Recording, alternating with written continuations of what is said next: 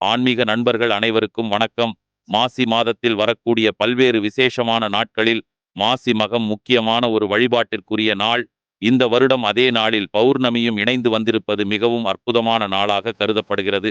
இது பல 100 ஆண்டுகளுக்கு பிறகு இப்பொழுதுதான் வந்திருப்பதாக சொல்லப்படுகிறது. இந்த வீடியோவில் இந்த திருநாளின் புனிதத்தையும், வீட்டில் செல்வ வளம் பெருக இந்நாளில் செய்ய வேண்டிய சித்தர்களும் சான்றோர்களும் சொல்லியுள்ள ஒரு எளிய பரிகார வழிபாட்டு முறையையும் சொல்லியுள்ளேன். வீடியோவின் இறுதியில் குறிப்பிட்டுள்ள சிறப்பான வழிபாட்டு முறை வாழ்க்கையை முற்றிலும் மாற்றி அமைக்கக்கூடியது. மாசி மாதத்தில் வரும் பௌர்ணமியுடன் கூடிய மக நட்சத்திர நாள்தான் மாசி மகம். மனிதர்களாக பிறந்த ஒவ்வொருவரும் தெரிந்தும் தெரியாமலும் பாவம் செய்வது இயல்பு. மாசி மகம் அன்று புண்ணிய தீர்த்தங்களில் நீராடி சிவ சிந்தனையுடன் சிவன் கோவிலுக்கு சென்று தரிசனம் செய்தால் பாவங்கள் நீங்கிவிடும் என்பது ஐதீகம். குழந்தை பாக்கியமில்லாதவர்கள் இன்று விரதம் இருந்து பக்தியுடன் கடவுளை தரிசித்து வந்தால் குழந்தை பேறு உண்டாகும். வருண பகவான் பிரம்மகத்தி தோஷத்தில் இருந்து நிவாரணம் அடைந்த தினம்தான் மாசி மகமாகும். அன்னை பார்வதி தேவி சிவனிடம் சக்தியே பெரியது என விவாதித்ததின் பலனாக சிவனின் சாபத்திற்கு ஆளாகி வலம்புரி சங்காக மாறி தாமரையில் தவமிருந்தாள். பிறகு சாப விமோசனம் பெற்று தாட்சாயினியாக உருவெடுத்த நாளும் அன்றுதான். உயர் படிப்பு படிக்க விரும்புபவர்கள், ஆராய்ச்சி செய்ய விரும்புபவர்கள் மாசி மகம் நாளில் அவற்றை தொடங்கினால் அதில் சிறந்து விளங்கலாம். மாசி மக நாளில் அம்பிகையை குங்குமத்தால் அர்ச்சித்து வழிபடுபவர்களுக்கு இன்பமும் வெற்றியும் தேடி வரும். திருமால் மகாவிஷ்ணுவாக அவதாரம் எடுத்தது மாசி மக திருநாளில்தான். அன்னதானத்தின் பெருமைகளை உணர்த்துவது மாசி மகம்தான். மாசி மக புனித நீராடல் செய்ய இயலாதோர் மாசி மக புராணம் படிக்கலாம் அல்லது கேட்கலாம், அதுவும் புண்ணியமே. அத்தகைய புனித நாளில் நம் வீட்டில் செல்வ வளம் பெருக இந்த ஒரு சிறிய எளிய பரிகார முறையை செய்யலாம் என்று சொல்லப்பட்டிருக்கிறது. தீராத கடன்கள் அனைத்தும் நல்லபடியாக தீர செல்வம் கண்டிப்பாக தேவை.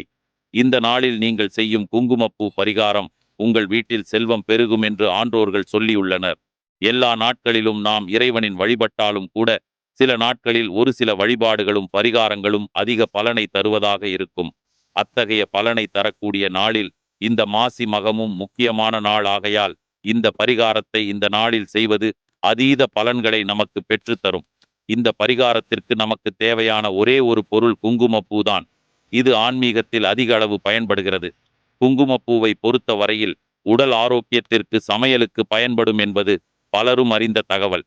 இது ஆன்மீக வழிபாட்டில் குங்குமப்பூ அதிக பங்கு வகிக்கிறது. இந்த பரிகாரத்தை மாசி மகம் அன்று காலை முதல் இரவுக்குள் எப்பொழுது வேண்டுமானாலும் செய்யலாம். அதற்கு முதலில் ஒரு சிறிய கிண்ணத்தை எடுத்துக்கொண்டு அதில் சுத்தமான தண்ணீர் ஊற்றி ஒரு சிட்டிகை குங்குமப்பூவை அதில் போட்டு விடுங்கள். மகாலட்சுமி தாயார், குலதெய்வம், உங்கள் இஷ்ட தெய்வம் அனைவரையும் மனதார பிரார்த்தனை செய்து கொண்டு இந்த குங்குமப்பூ உள்ள கிண்ணத்தை பூஜை அறையில் வைத்து விடுங்கள். அன்றைய நாள் முழுவதும் இது பூஜை அறையில் இருக்கட்டும். மறுநாள் இந்த கிண்ணத்தில் உள்ள தண்ணீரை வீட்டை சுற்றி தெளித்துவிட்டு ஒரு சிறிய டப்பாவில் சில நாணயங்களுடன் பீரோவில் வைத்து விடுங்கள்.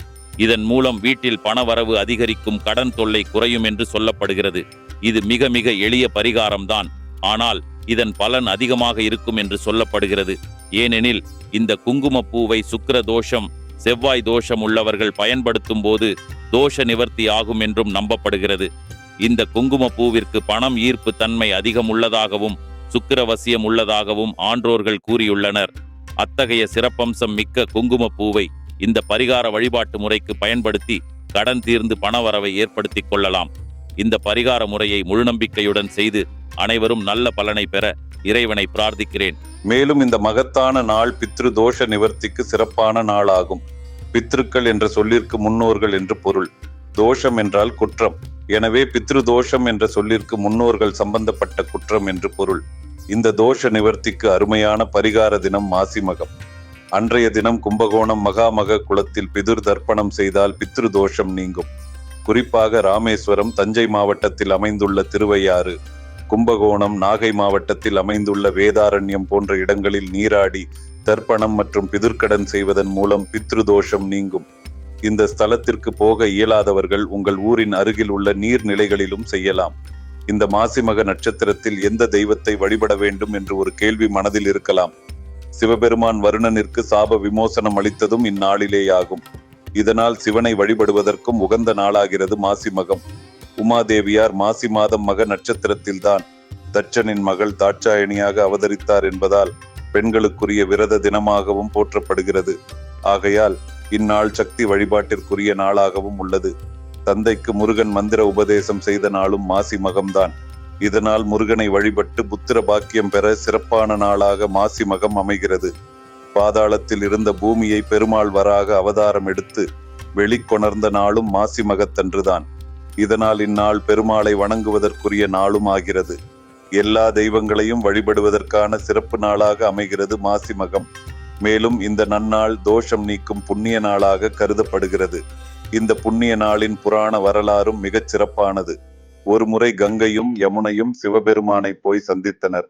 அவர்கள் ஈசனிடம், இறைவா, இந்த உலகத்தில் வாழும் பல கோடி மக்கள் எங்களை தேடி வந்து நீராடுவதால் அவர்களின் பாவங்கள் விலகுகின்றன.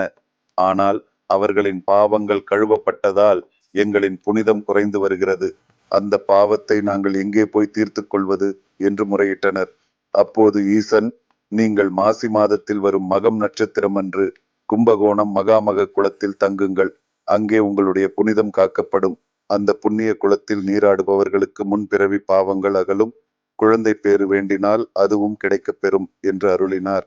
ஒரு முறை குருவை கொன்ற பாவத்தின் பலனாக வருண பகவான் தன்னுடைய கை மற்றும் கால்கள் கட்டப்பட்ட நிலையில் கடலுக்குள் அழுத்தப்பட்டு துன்பம் அனுபவித்து வந்தான். வருணன் இல்லாததால் உலகத்தில் மழை, தண்ணீர் இல்லாமல் உயிர்கள் அனைத்தும் துன்பத்தில் ஆழ்ந்தன. இதனால் தேவர்கள் அனைவரும் சிவபெருமானை சந்தித்து வருணனை விடுக்க வேண்டுமாய் முறையிட்டனர். சிவபெருமான் அந்த சமுத்திரத்தில் எழுந்தருளி வருணனின் கட்டுக்களை அறுத்தார். துன்பத்திலிருந்து வருணன் மீண்டது ஒரு மாசி மகம் தினமாகும். அன்றைய தினம் புண்ணிய தீர்த்தங்களில் நீராடுபவர்களின் பாவத்தை நீக்கி அருள வேண்டும் என்று ஈசனிடம் வருணன் கோரிக்கை வைத்தான். அதன்படியே மாசி மகத்தில் புண்ணிய தீர்த்தங்களில் நீராடுபவர்களின் பாவங்கள் அனைத்தும் நீங்குவதாக ஐதீகம். இந்த மகத்தான நாளில் முழு நம்பிக்கையுடன் இறை வழிபாடு செய்து அனைவரும் வேண்டிய பலன்களை பெற்று சீரும் சிறப்பாக வாழ எல்லாம் வல்ல இறைவனை பிரார்த்திக்கிறேன். நன்றி, வணக்கம்.